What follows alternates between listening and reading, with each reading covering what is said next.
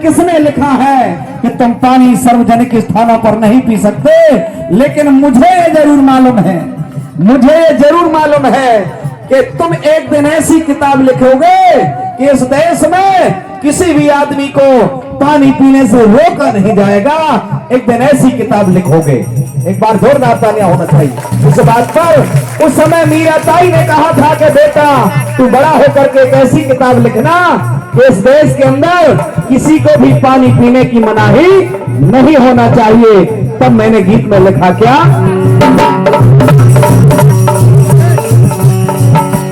प्यासे था पानी दे दो, प्यासे था पानी दे दो, भूखे था भोजन दे दो, भूखे था भोजन दे दो।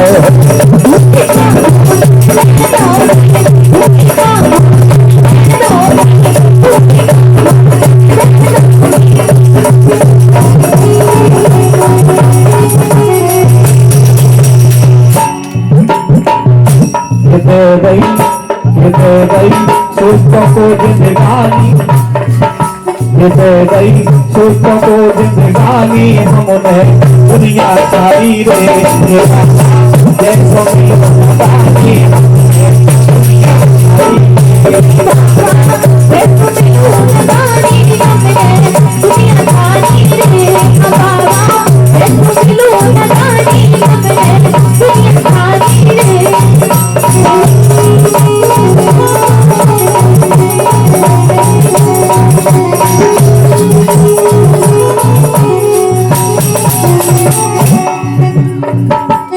हमारी एक विद्यालय के पास से गुजर नहीं सकती थी, अच्छा भोजन नहीं कर सकती थी, पढ़ लिख नहीं सकती थी, लेकिन बाबा साहब ने महात्मा फूले का वो आंदोलन ला करके किताबों में लिख दिया, प्रमाणित करके रख दिया कि कहीं लोग भूल ना जाए, इसलिए मैं संविधान में लिख के जाता हूँ। तो लिखा क्या, कि विद्यालय के द्वार खुला गए, कि विद्यालय के द्वार खुला गए और सबके हाथ में कलम देवा गए, सबके हाथ में कलम देवा गए, सबके हाथ में कलम देवा गए, कलम देवा गए, कलम देवा गए।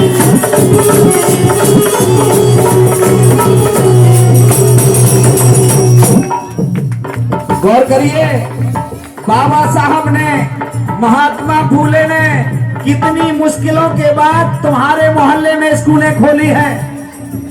मेरी बात पर गौर करिएगा, मैं इशारा कहां कर रहा हूं। बाबा साहब महात्मा फूले ने कितनी कुर्बानी के बाद तुम्हें पढ़ने लिखने का अधिकार दिया, लेकिन आज की सरकारें तुमसे शिक्षा छीनने जा रही है, तुमसे शिक्षा छीनी जा रही है। जाग जाइए।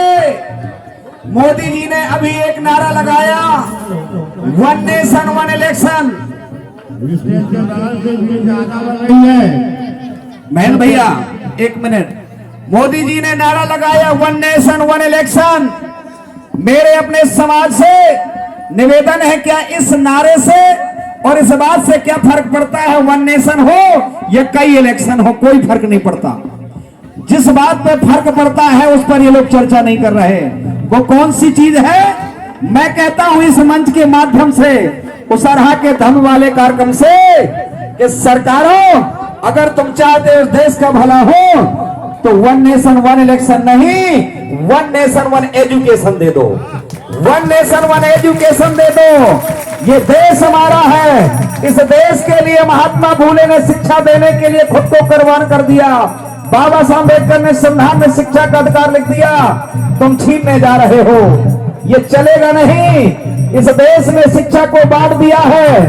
इस देश के अंदर पैसे वाले लोगों के बच्चे अलग पढ़ते हैं, मध्यम वर्ग के बच्चे अलग पढ़ते हैं और गरीबों के बच्चे कटोरा छाप विद्यालय में पढ़ते हैं।